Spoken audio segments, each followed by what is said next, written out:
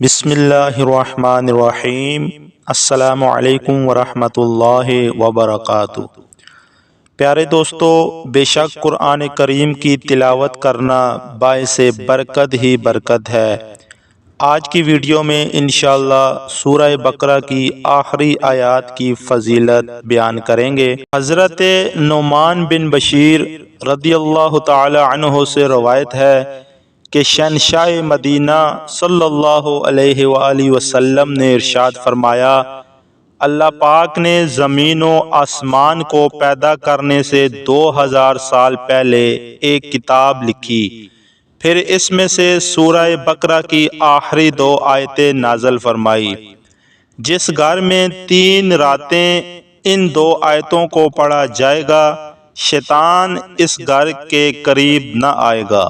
حضرت ابو ذر رضی اللہ تعالی عنہ سے روایت ہے کہ سرور کائنات صلی اللہ علیہ وآلہ وسلم نے ارشاد فرمایا، بے شک اللہ پاک نے مجھے اپنے عرش کے نیچے کے خزانوں میں سے ایسی 2 آیتیں عطا فرمائی جن کے ذریعے سورہ بقرہ کا اختتام فرمایا۔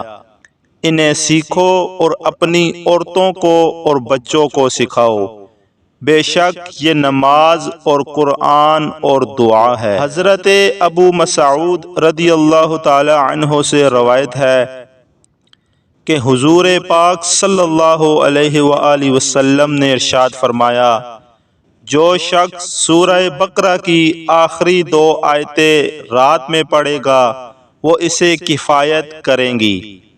پیارے دوستو، سورہ بقرہ کی 2 آیتیں کفایت کرنے سے مراد یہ ہے کہ یہ 2 آیتیں اس رات کے قیام کے قائم مقام ہو جائیں گی یا اس رات اسے شیطان سے محفوظ رکھیں گی۔